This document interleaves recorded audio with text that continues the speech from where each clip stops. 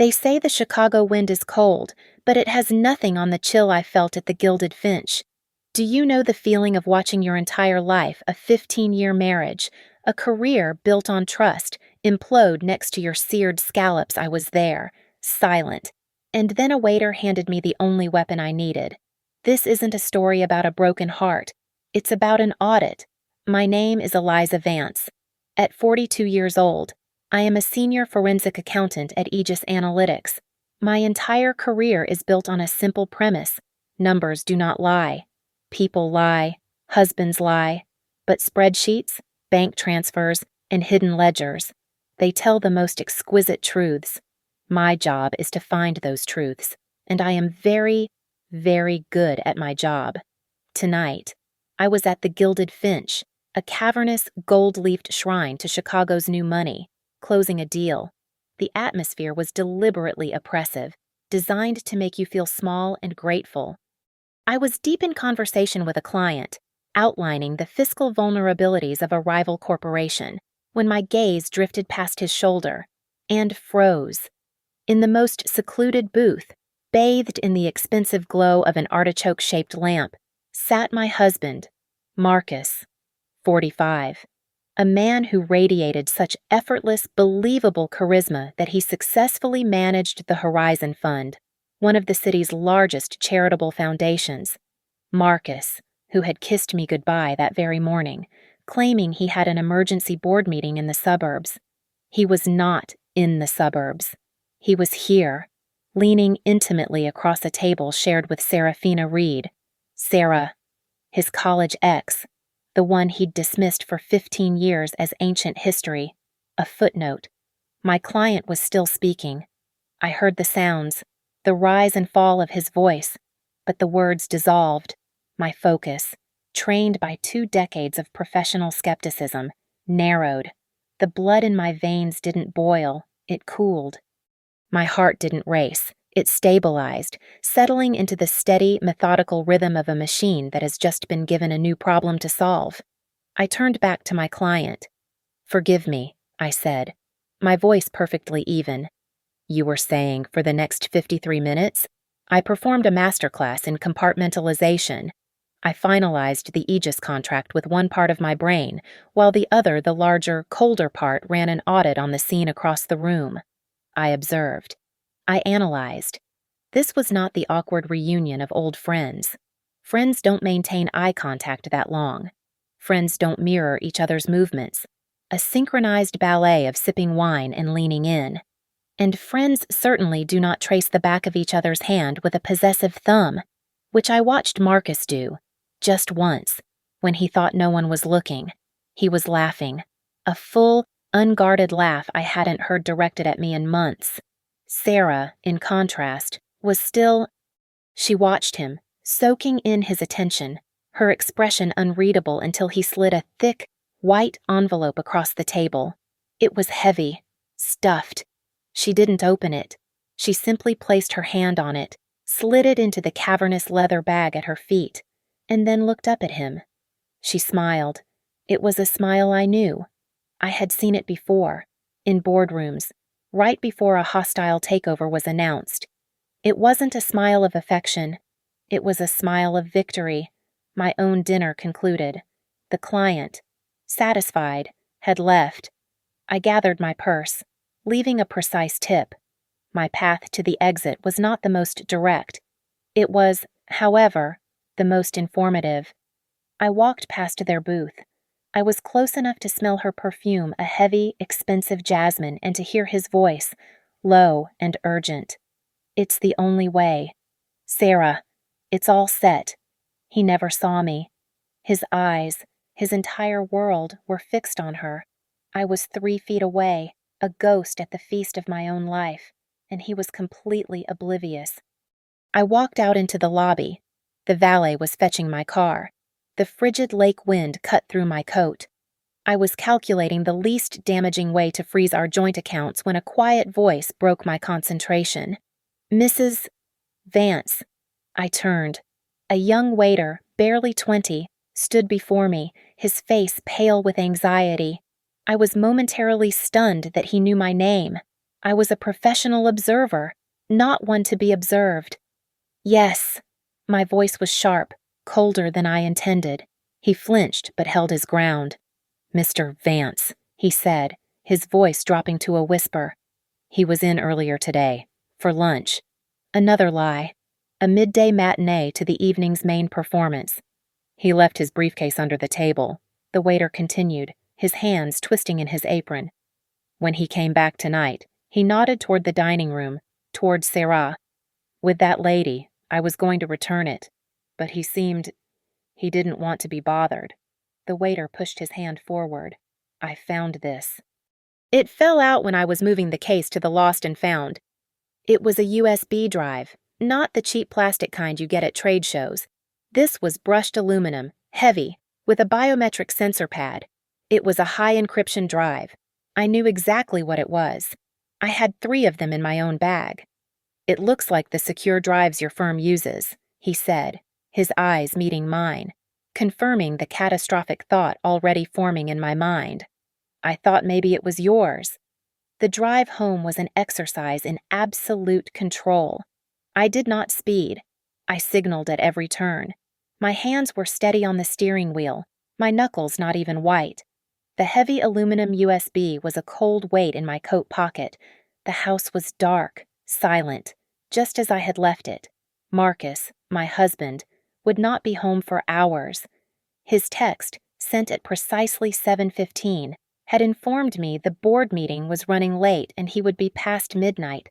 A sloppy lie, timed to coincide with his dessert. Amateurs. I did not go to the bedroom we shared. I went to my home office, a room secured with its own biometric lock, which I had paid for. I sat at my workstation, a custom-built tower, fully air-gapped from the household network, designed for the explicit purpose of examining hostile data. I plugged in the drive. The biometric scanner on it was inactive. It had been disabled. Smart, but not smart enough. It defaulted to the secondary protocol, a password prompt, military-grade encryption. I stared at the blinking cursor. What was his vulnerability? What was the one password he would believe no one could ever guess? I tried his birthday. Access denied.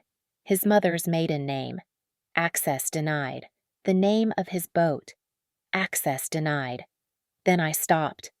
I thought not about his loves, but about our shared history, our deepest scar. I typed the date, not a birthday. The opposite. I typed the date we lost our first child, 10 years ago, March 11th. The drive unlocked. My stomach did not drop. My heart did not break. My spine simply felt straighter, as if infused with steel. The drive contained no photographs, no love letters, no sentimental history. It contained a single root folder. It was named Project Samaritan. The arrogance, the sickening, performative irony of it. It was exactly his brand of manipulative virtue. I opened it. I did not cry. I worked. My training took over, my fingers flying across the keyboard, opening spreadsheets, cross-referencing file structures. It was all here, a perfect mirrored ledger of the Horizon Fund's donor list, but with discrepancies. Small at first, a few $1,000s here, 10,000 there coded as consulting fees or community outreach expenses. Then I saw the larger transfers, millions of dollars. I followed the routing numbers. They did not lead to any known vendor or charitable partner. They led to a single offshore account at a private bank in the Cayman Islands. I cross-referenced the account name. Samaritan Holdings, LLC. I pulled the incorporation documents from the next subfolder. Samaritan Holdings was a shell company, established 9 months ago. The sole executive officer listed. The only name on the signature card, Serafina Reed. It was clean. It was professional. It was also, to my trained eye, screamingly, fundamentally flawed. They were funneling the lifeblood of a charity money meant for children's hospitals, for urban shelters, for disaster relief into their private retirement fund. I dug deeper. Subfolder Belize Property. Architectural blueprints, not for a community center.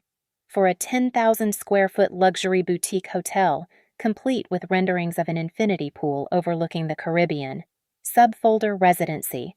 Application papers. Filed and pending. For two, Mr. Marcus Vance and Ms. Serafina Reed.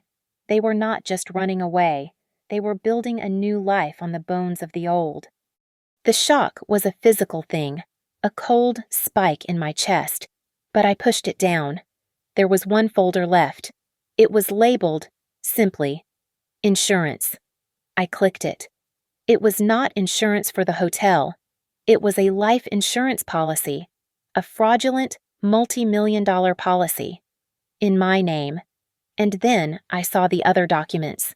The plan, a meticulous, step-by-step narrative, complete with backdated memos, fabricated emails, and forged wire authorizations, all designed to paint one person as the criminal mastermind. Me. He had used my digital signature, my own secure signature, which I had foolishly stored on our encrypted shared server for our joint tax filings. He had used it to authorize the first few consulting payments to Samaritan Holdings. Just small amounts. Seed money. Just enough to establish a pattern. Just enough to make me the primary suspect, the architect of the entire fraud. The plan was terrifyingly simple. In 72 hours, when the final $20 million donation from Keon Maddox cleared, they would transfer the last of the liquid assets, wipe the servers, and board a flight to Belize. And I, Eliza Vance, the brilliant, meticulous forensic accountant, would be left holding a bag filled with angry donors, federal indictments, and a life sentence. He wasn't just leaving me, he was erasing me, he was caging me. I looked at the clock. 12:14 in the morning. I had been sitting there, unmoving, for nearly 2 hours. The shock finally receded, replaced by a pure, unadulterated, crystalline focus. This was not a marriage. This was a hostile merger, and I was being forced into a leveraged buyout I did not authorize.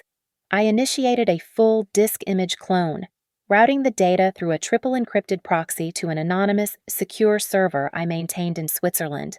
I let the clone run for 20 minutes.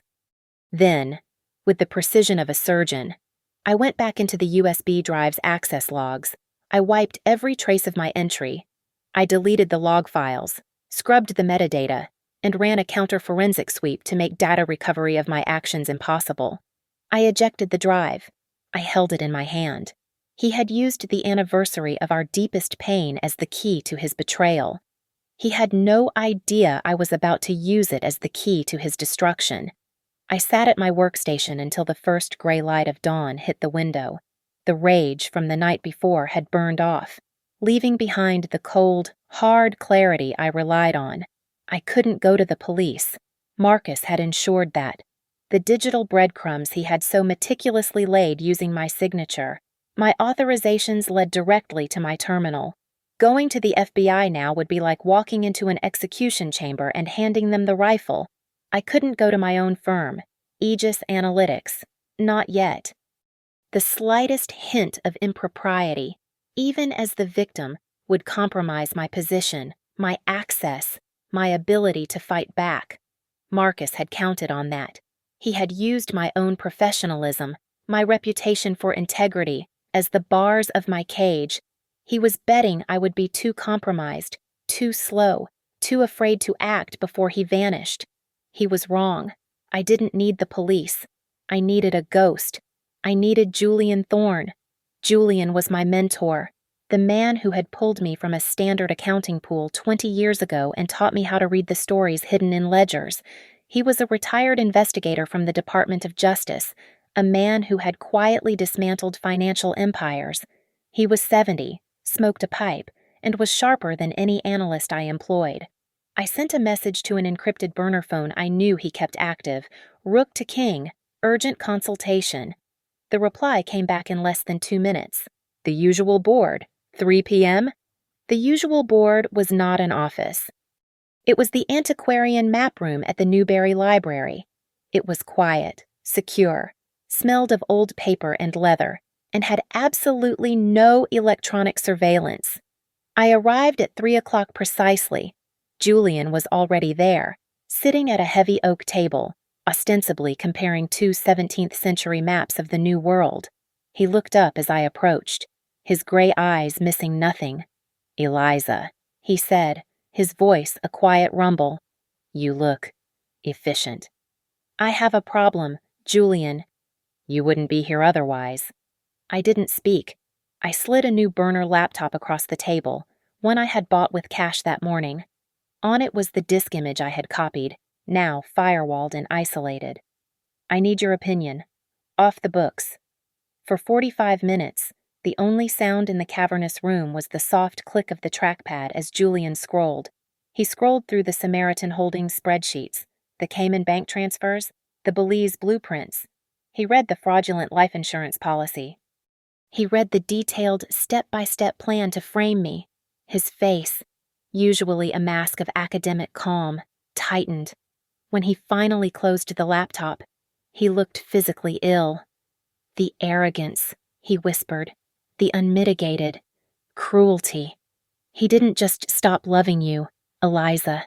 He's trying to consume you, to turn your very life into fuel for his." "I know," I said, my voice flat. "He left a flaw. He's rushing." "He's not just rushing. He's being managed," Julian countered. "This is clean, but it's also flamboyant. This isn't just Marcus. But first things first. You cannot touch this yourself. Your fingerprints are already on the weapon." "I need to fight back." "No," Julian said, standing. "You don't need to fight. You need to win. And you can't do that with an analyst. You need a shark. Someone who smells blood from a mile away and doesn't stop swimming until the water is clear." "Talia Petrova." I said the name. Julian nodded. "She's expensive. She's brutal. And she has never lost a financial fraud case. Get her." Talia Petrova's office was a glass and steel fortress on the 82nd floor of the Hancock. It had stark white walls, zero clutter, and a view that implied ownership of the entire city. Talia herself was sharp angles and sharper eyes, dressed in a suit that probably cost more than my car. She didn't offer coffee. She offered results. We met at 9 that night. Julian, me, and Talia, a retired spook, a compromised target, and a legal predator. It was the strangest war council I'd ever attended. I presented the data again, this time as a formal brief. I laid out the fraud, the timeline, and the frame-up. Talia listened without interruption, her steepled fingers the only part of her that moved. When I finished, she turned to Julian. "What's your angle, Thorne? Why are you here?" "Advisory capacity," Julian said. "I'm concerned with the players who aren't on the field yet." She turned back to me. Her assessment was swift, brutal, and exactly what I needed. "He's not just trying to steal money, Ms. Vance. He's trying to erase you. He wants to walk away with millions while you're taking the fall in a federal deposition. It's clean, but it's also personal. That's a mistake. An emotional one. We can use that." "So you'll take the case?" I asked. "I'm taking the win," she replied. "We move on 3 fronts. Julian, you handle the advisory work. Find out who else is in this. I want to know who is managing this shell company. Eliza, you are the mole. You go home. You play the part of the loving, oblivious wife. You are our inside asset. And she smiled, a thin, reptilian gesture. "We'll prepare the legal strategy. We don't just defend, we ambush." Julian was already 1 step ahead. He'd been quiet while Talia spoke, typing on his own secure device. "Now," he looked up. "I've already started," he said. "The manager of Samaritan Holdings, Serafina Reed." "His ex," I said. "Not just his ex," Julian said, turning his screen around. It showed a rapid background check, pulling from Interpol and other back channels I didn't have access to. Her name isn't really Reed. That's her mother's maiden name. Her father is part of a very old, very sophisticated family of con artists based in Monaco. They specialize in romance fraud and charity infiltration. They find wealthy, arrogant, slightly stupid marks, groom them, and use them to drain fortunes. The room went silent. The implications settled on me. Talia leaned forward. My God, he's not the mastermind. He's the mark. I finished. Sarah wasn't just an old flame. She was a professional. She was playing Marcus just as hard as Marcus was playing me. This changed everything. I wasn't just fighting my foolish, greedy husband. I was in a strategic battle with an expert. Talia's shark-like smile returned. This just got much more interesting. An expert, she said, is predictable. A fool is not, but a fool being run by an expert. That's a vulnerability we can split wide open. Going home that night felt like walking onto a stage. The lights were on. Music was playing Vivaldi. His calm music and the aroma of a very expensive and very apologetic takeout dinner filled the air. I was no longer an analyst. I was an actress, and the role of a lifetime was Eliza Vance, loving, oblivious wife. Liza. Thank God, Marcus said, coming from the kitchen. He was already wearing his favorite cashmere loungewear. His face was a perfect mask of strained relief. I'm so sorry about the last few days. This Kian Maddox donation. It's been an absolute beast. I've been a wreck. He kissed my forehead. The touch, once a comfort, now felt like a spider's web. I forced a weary smile. It's all right, Marcus. I'm just glad you're home tonight. Me too, he said, holding me a little too long.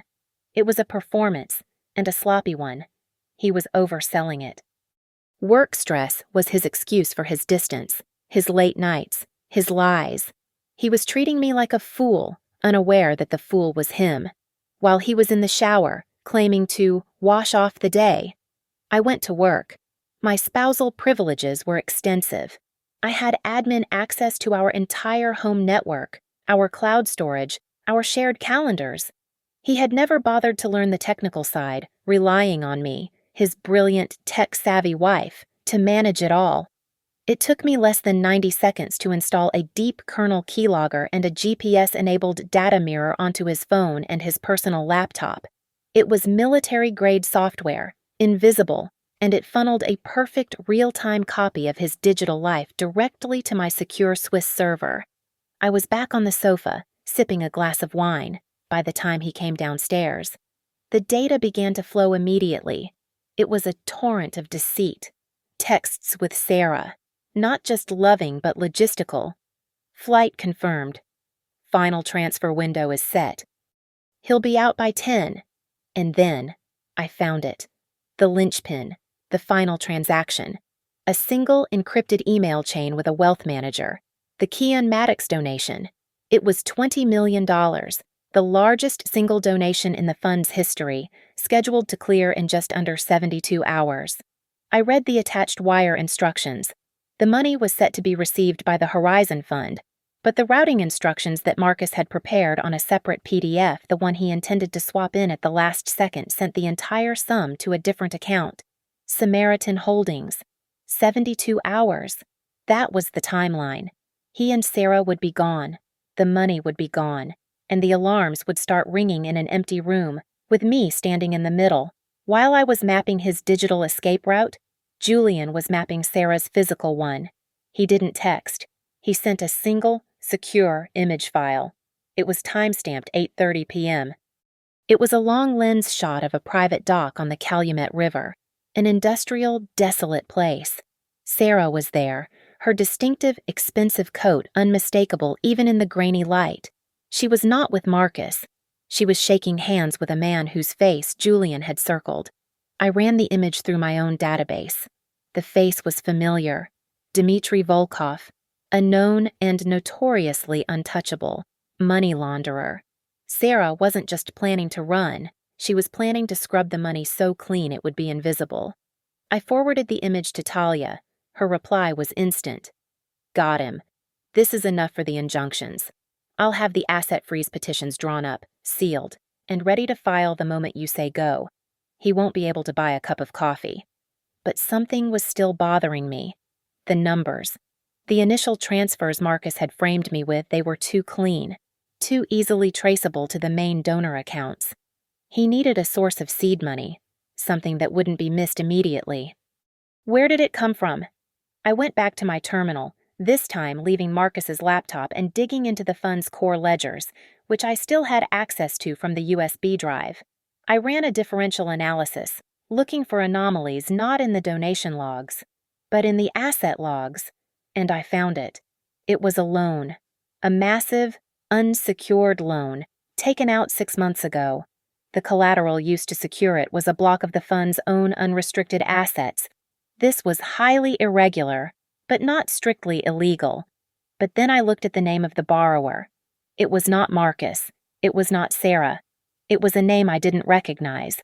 So I searched it in the fund's beneficiary files. The borrower was a 17-year-old boy, an orphan, one of the fund's flagship scholarship recipients, a kid they had pledged to protect, to guide, to sponsor until he was on his feet. Marcus had used a loophole in the bylaws to co-opt this child's identity, leveraging the fund's assets to give himself a multi-million-dollar slush fund, all under the name of a minor who had no idea his future was being used as collateral. He wasn't just stealing from wealthy, anonymous donors. He was stealing the future of the very people he had sworn, on weeping stages, to protect. The hot, personal anger of the last 24 hours evaporated. It was gone. In its place was something else. A void. A cold, silent, perfect vacuum. This was no longer a betrayal. It was a contamination.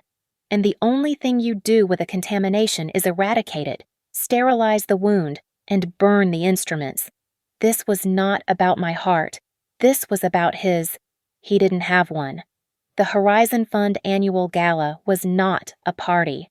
It was a performance. Held in the grand ballroom of the Drake, it was a nauseating spectacle of mutual congratulation, a room suffocating in the scent of orchids and the clinking of champagne flutes. I was there, a perfect jewel of a wife, in a graphite gray silk gown that had cost an obscene amount of money. My smile was serene.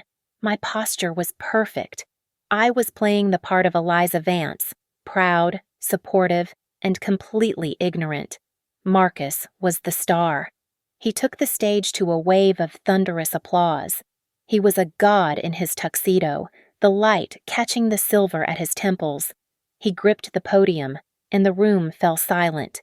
He spoke, his voice, thick with emotion, weaving a narrative of hope and duty. He talked about integrity with a completely straight face. He used the word transparency 4 times, each time pausing for effect. He concluded with a story about the unbreakable trust between the fund and the children it served. By the end, half the room was in tears, and the other half was writing checks. I clapped the loudest. I beamed at him. My gaze was that of a perfect, adoring wife. As he took his bow, I knew that on the 12th floor, in the main boardroom, Julian's team disguised as the gala's AV overflow crew was methodically planting fiber optic cameras in the air vents. I drifted toward the bar, a planned maneuver, and there she was, as I knew she would be, Seraphina Reed, in a dress of stunning, almost violent, scarlet. She had been introduced earlier to the board members as the fund's new senior strategic consultant. She was holding court, but when she saw me, she excused herself and glided over, a predator cutting through the crowd. "Eliza," she purred, her smile all teeth. "You look absolutely incredible. That color is perfect on you." "Sarah, how lovely to see you. You've certainly made an impression tonight," I replied, my voice light. She leaned in, the scent of jasmine and victory rolling off her. "Marcus is just so lucky," she said, her voice dropping to a conspiratorial whisper, "to have someone so, well, so trustworthy, standing by him." It was a deliberate, vicious little jab, a taunt, She believed I was the oblivious, domestic fool. She was celebrating her victory over me before the battle had even begun. I looked at her. I let my polite smile widen just a fraction. Thank you, Sarah. That's kind. I picked up my own champagne flute. You're right. Trust is everything, isn't it? It's the entire foundation. I raised my glass. If you lose it, the whole structure it crumbles. I held her gaze, and for a half-second, her smile faltered. I had her. To the fund, I said, and gently, with a hand that did not shake, I clinked my glass against hers. It was a precise, calculated movement. My thumb, covered in a nearly invisible strip of forensic gel, brushed lightly against the smooth, curved surface of her glass as I pulled away, lifting a perfect, partial impression. To the fund, she echoed, her confidence returning. Enjoy your evening, I said, and walked away. I didn't stay to watch Marcus glad hand the donors. I made my apologies a sudden, splitting headache. Marcus, high on his own success, barely noticed. He kissed my cheek, his mind already in Belize. Julian was waiting for me in a dark sedan at the corner of the block. I got into the back seat, the cold air a relief. I didn't say a word. I handed him the tiny, clear adhesive strip. He took it, placing it under a small, high-resolution scanner plugged into his laptop. A bit theatrical, Eliza, he rumbled. She invited it, I said. This, he said, holding up the strip, combined with the partial print we lifted from her apartment's mail slot, should be enough. He ran the software. The program stitched the partial prints together, creating a viable biometric key. Julian had already traced her. He knew she, like most professionals, trusted no one. He knew she kept her real records on a private, biometrically locked server in Switzerland. He applied the digital print to the server's login screen. The screen flashed red. Access denied. She's using a dual factor, he muttered. The print is only half. He looked at the data he had on her family's history. They're con artists, Eliza, but they're traditional con artists. They have patterns. He typed. He was looking for a password, something that aligned with the print, a name, a date. What's her weakness, Julian? Her father, he said, the man who taught her. He was arrested in Monaco, 15 years ago, on this exact date. He typed in the date. He hit enter. The screen flashed green. Access granted. We were in. It wasn't just a backup. It was a ledger of her entire career. Dozens of scams. Dozens of men like Marcus. Ruined. Left behind. But that wasn't the worst of it. Julian clicked on a folder labeled Belize Finalize. Inside was a single PDF. It was a plan. A timeline. Day 1. Arrive in Belize with Marcus. Day 2. Transfer all liquid assets from Samaritan Holdings to a new, fully anonymous account in her name only. Day 3. A private boat trip. A tragic accident. Mr. Vance, a strong but reckless swimmer, was lost at sea. I stared at the screen. Marcus had a life insurance policy set up to frame me. Sarah had a life insurance policy set up to cash out on him. He's not her partner, I whispered, the realization settling like a stone. He's her exit strategy. Julian looked at me, his eyes grim in the darkness of the car. He's just another fool, Eliza, a pawn who thinks he's a king. The following morning, I was awake before the alarm. The house was still, holding its breath for the final act. I heard the shower start, and a few minutes later, I heard him. He was whistling, a cheerful, tuneless, horribly joyful sound. He was whistling because he believed he had won. He was a man about to execute a $20 million heist and sail into a new life, and he was whistling in the shower. I didn't get dressed for work. I waited. I sat at the heavy oak breakfast table in the sunlit kitchen, a place we had shared thousands of mundane, happy mornings. The coffee maker hissed. I was not drinking coffee. I was waiting, my hands resting on a single thin manila file. Marcus came down at 7:30. immaculate in a bespoke suit, radiating energy. He was the conquering hero. "Morning, Liza," he said, beaming as he went for the coffee. "It's the big day. By 5 o'clock, the Maddox deal will be done. I think you should review the financial projections for Project Samaritan before your meeting," I said. My voice was calm, conversational. It was the voice I used when I found a rounding error. He stopped. The coffee pot was suspended in his hand. He turned, his smile still fixed, but it had become a rictus.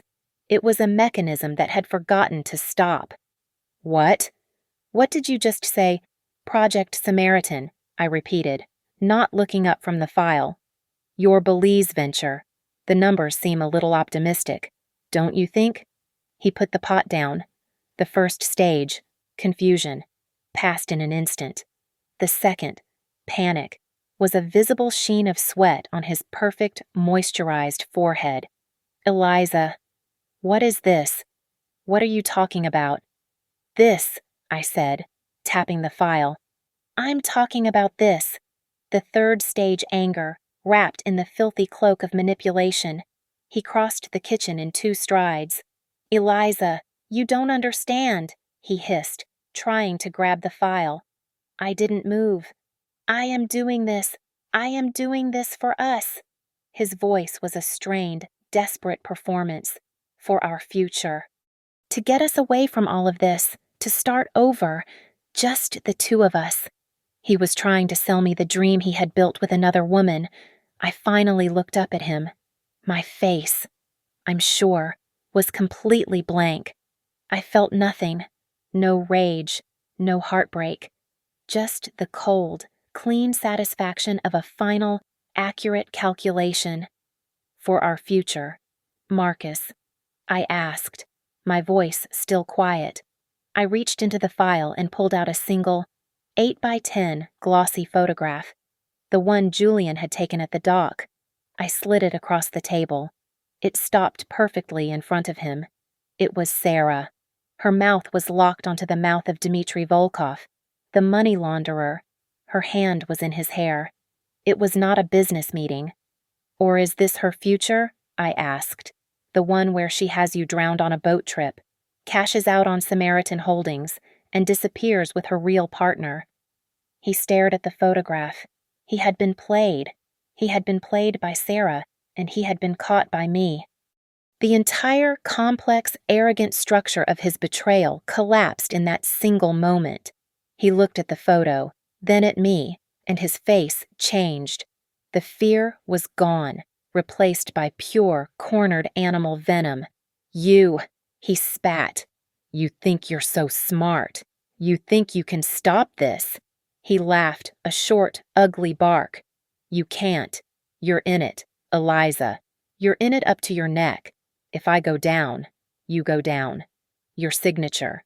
Your electronic signature is all over the first transfers. You're my accomplice. You sanctimonious bitch, you're finished either way." He was triumphant again, grasping at his last, best weapon, mutually assured destruction. I shook my head, slowly.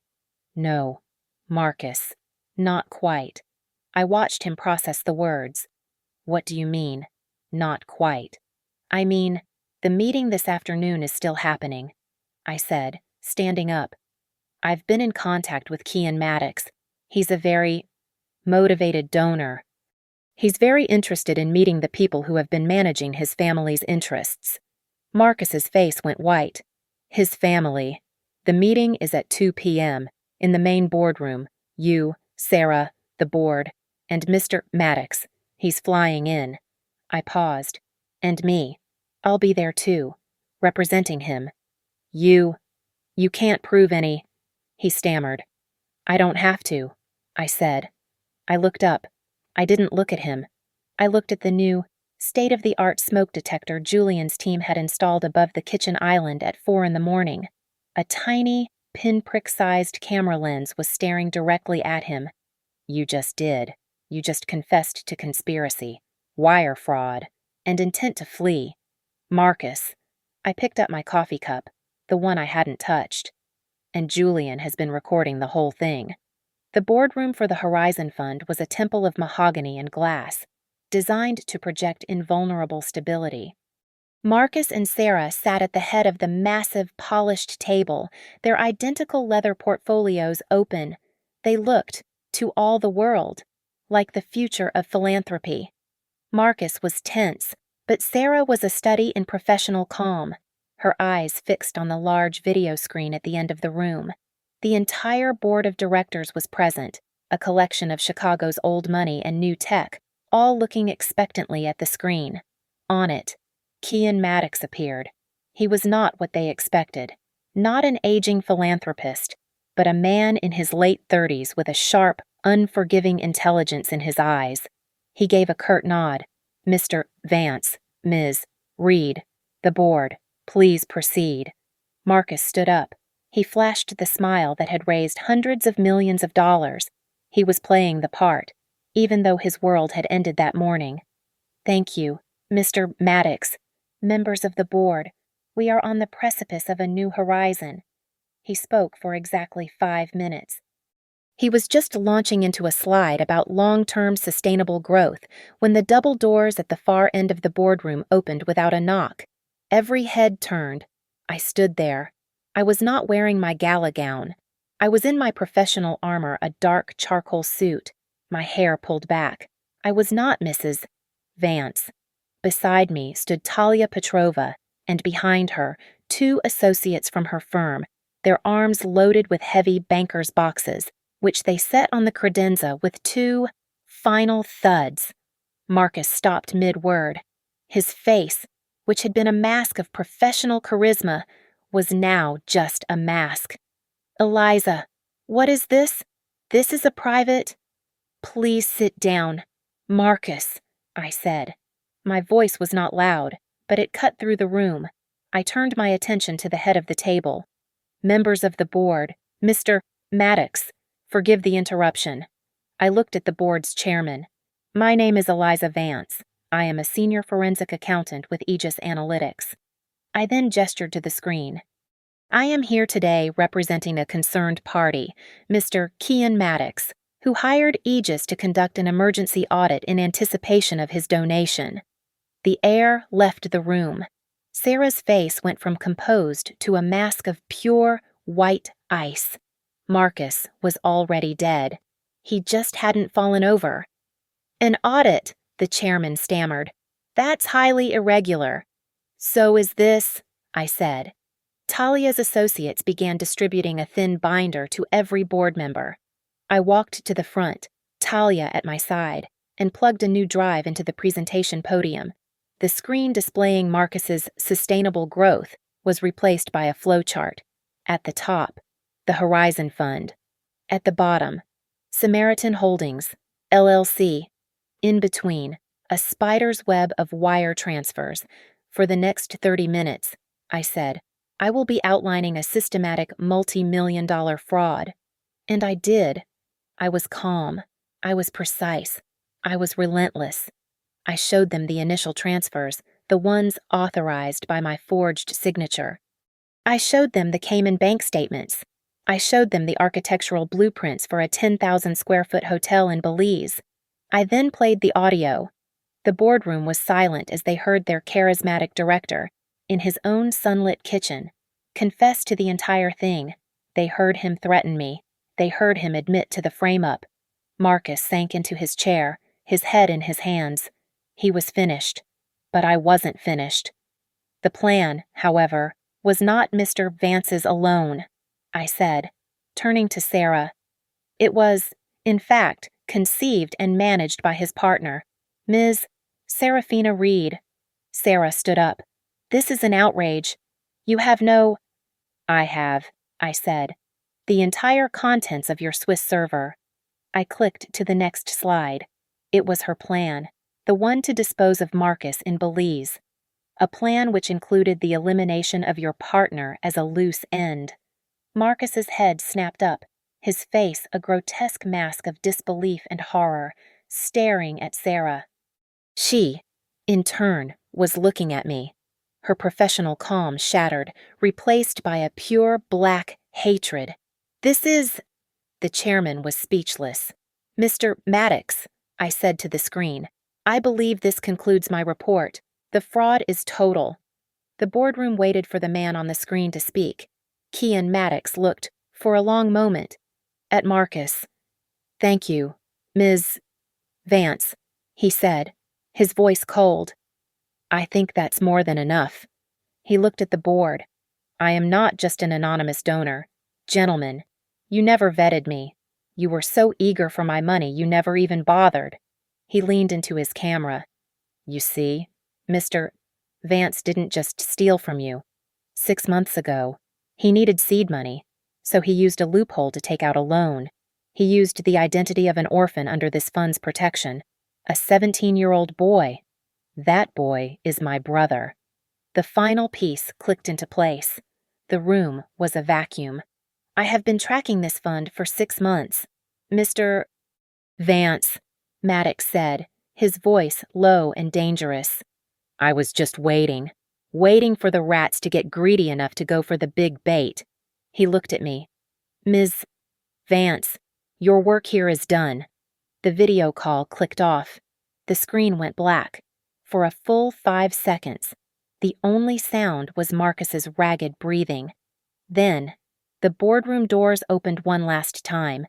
It was not Talia's associates. It was 4 men and 2 women in dark blue suits with FBI emblazoned on the back. "Marcus Vance Serafina Reed," the lead agent said, his voice booming in the silence. "You are both under arrest." The moment the agents stepped in, the boardroom, which had been a vacuum of silence, erupted.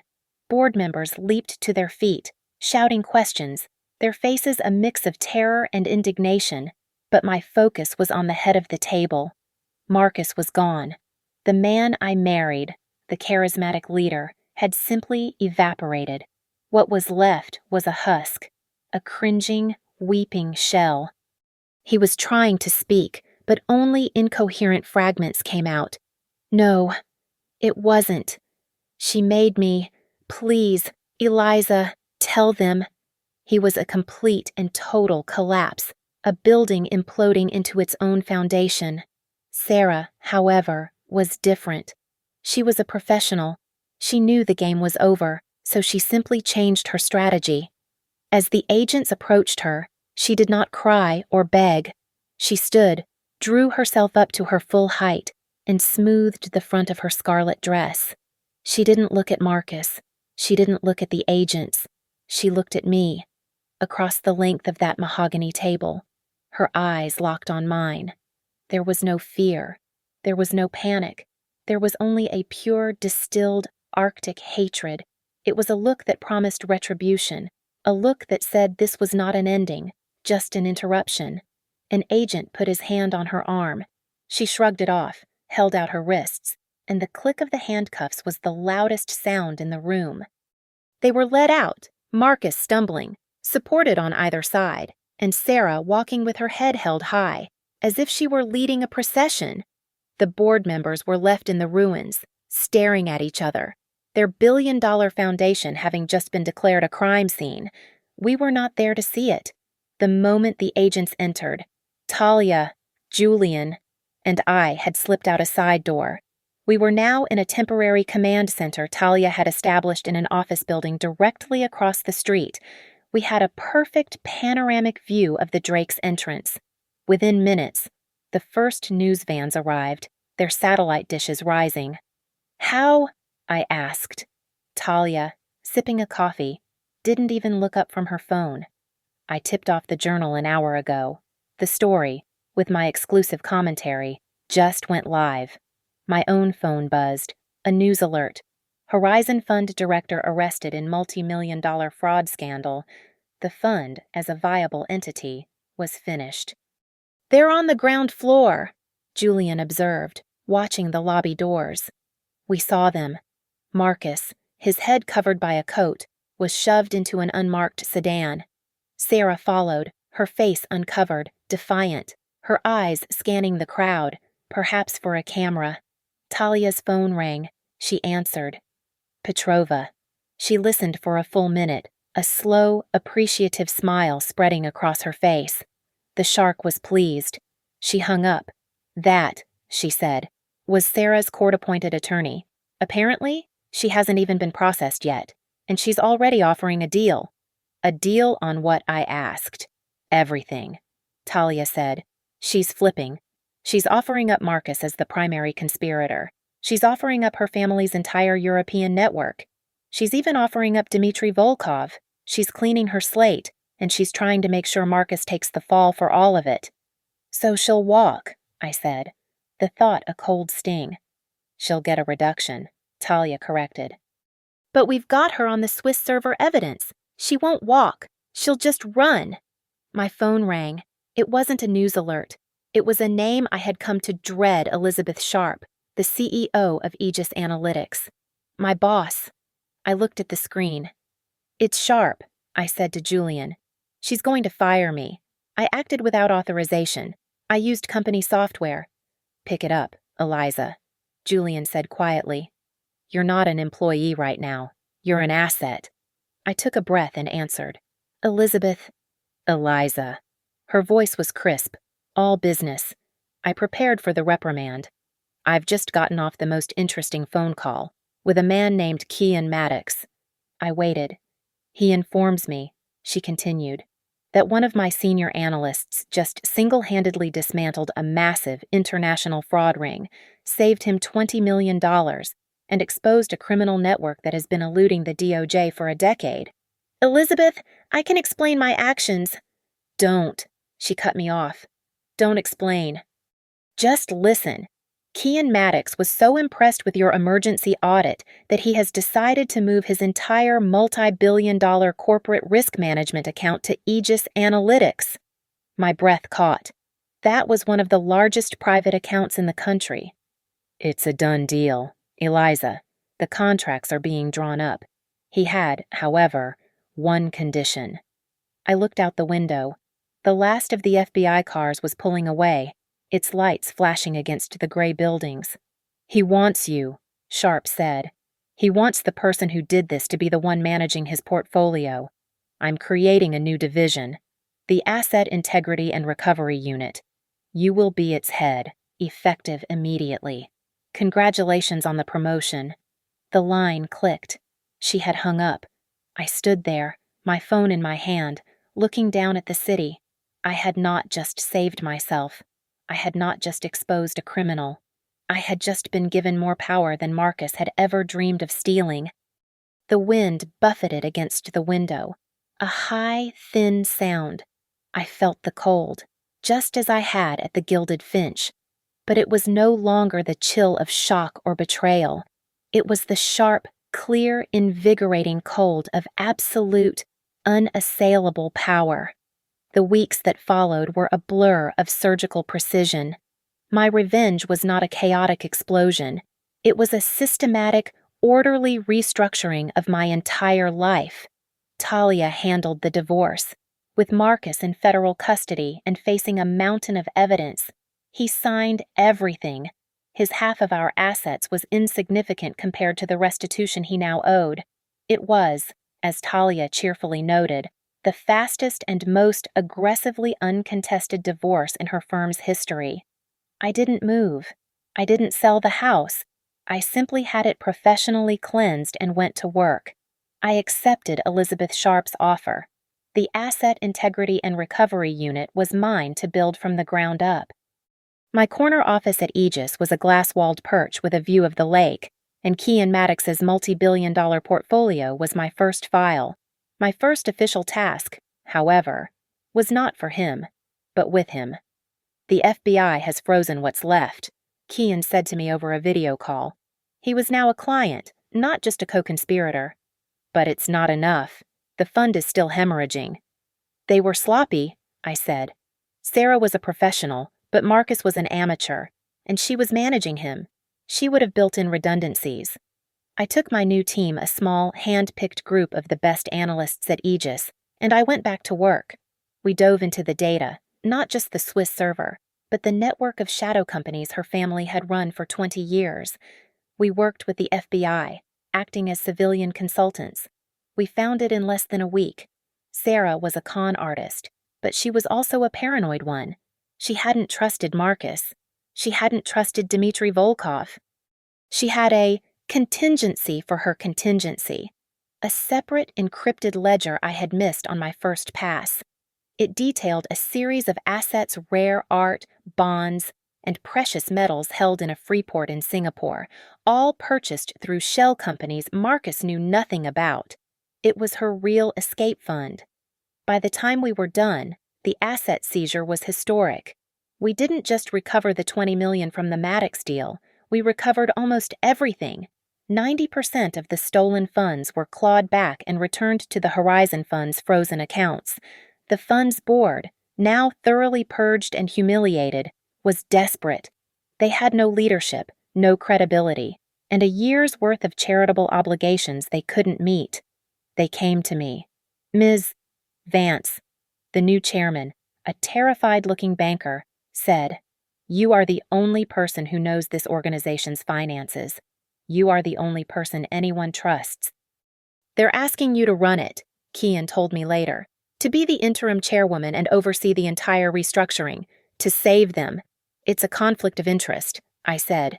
"Aegis." "It's a mandate," Kian countered. "Aegis will be paid handsomely for your services. You're not just an accountant, Eliza. You're a brand. You're the one who cleaned the house. Now they need you to rebuild it." I accepted. But there was one loose end, a small one, but one that bothered me. The catalyst. I found him. Leo, the waiter from the Gilded Finch. It wasn't hard. Julian had a private investigator's report on my desk in an hour. It turned out he was not just a waiter. He was Leo Martinez, a third-year accounting student at DePaul, working 2 jobs to pay his tuition. He was at the top of his class, but drowning in debt. I didn't send Julian. I went myself.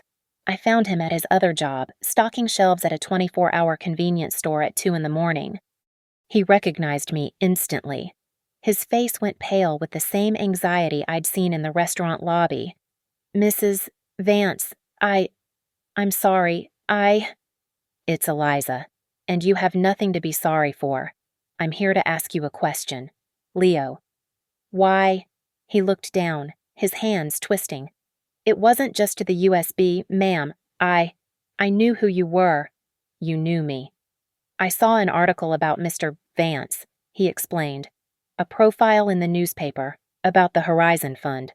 So I knew who he was, and when he came in for lunch, he was different, tense, angry, with a woman who wasn't you."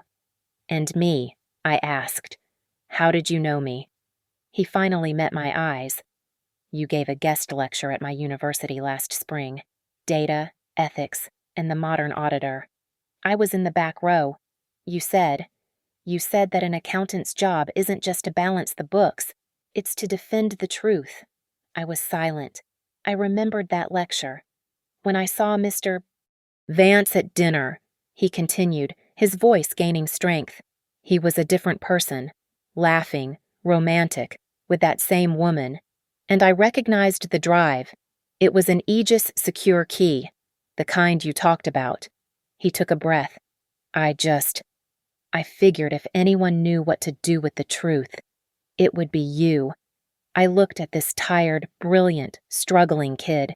He hadn't just given me a USB drive. He had made a choice. He had seen a moment of ethical crisis, and, instead of looking away, he had acted. He had bet on me. "You're right about that drive," I said. It was the truth. I pulled a business card from my pocket. It was new. Eliza Vance, Head of Asset Integrity and Recovery. "My new unit at Aegis needs analysts. Leo. It also needs people who understand that ethics are not theoretical." I held the card out to him. "The internship is paid. It's full-time. Starting Monday. You'll have to quit this job." He stared at the card, then at me. "Are you serious?" "I am never," I said. "More serious than when I'm talking about numbers. Show up at 8 a.m. I left him there and walked back to my car. I was no longer interested in revenge. I was interested in construction. I had a fund to save, a legacy to rebuild, and I was going to do it this time, on a foundation that was utterly and completely unbreakable. 6 months later, I stood in the back of a federal courtroom, a place that felt as sterile and cold as my own operating theater. It was Marcus's sentencing day. Sarah, true to her nature, had made a spectacular deal. In exchange for her testimony against her family's network and every financial criminal she had ever met, she received a reduced sentence. 7 years. She would likely be out in 3. It was a victory of a sort. She was a professional. She understood the cost of doing business. Marcus was not a professional. He was a fool, and he was treated as one. His request for a plea deal was denied. He sat at the defendant's table, looking 20 years older. The charisma was gone, scraped away, leaving a gray, hollowed-out man. His lawyer was a public defender who was trying, weakly, to blame the entire affair on Sarah's undue influence and sophisticated manipulation. The judge called my name. It was time for the victim impact statement. I walked to the podium. I did not look at Marcus. I looked at the judge. I did not bring tissues. I brought a single sheet of paper. "Your Honor," I began, my voice clear and steady in the quiet room. "I am not here to speak about a broken heart. I am a forensic accountant. I am here to present a final, balanced ledger on the impact of this crime." I placed the paper on the podium. On the debit side, Mr. Vance and Ms. Reed successfully stole, or attempted to steal, just over $28 million. That is the number. On the credit side, I continued, I have calculated what that money was earmarked for by the Horizon Fund. I will not give you numbers. I will give you the facts. I looked at the jury box, at the reporters. That $28 million was 150 pediatric heart surgeries, which will not be funded, 800 college scholarships for the children of veterans, which will not be awarded, 2,000 clean water wells for communities in crisis, which will not be dug. I paused, letting the weight of the tangibles settle in the air. The betrayal here, I concluded, was not against me. My marriage was simply collateral damage. The true crime, the true impact, was against every single person he swore, on stages and at galas, to protect. He didn't just steal money, he stole futures. I sat down. The courtroom was silent. The judge, a man known for his harsh sentences, looked at Marcus with pure disgust. "Mr. Vance, do you have anything to say before I—" "Your Honor." Talia Petrova stood up. She had been sitting in the front row, not as my lawyer, but as an officer of the court. "I apologize for the interruption, but we have a final motion to submit." The judge looked annoyed. "Ms. Petrova, this is highly irregular." "So is this?" Talia said, walking forward, a new, thin file in her hand. "My firm was monitoring Mr. Vance's communications while he was out on bail, before his ankle monitor was fitted.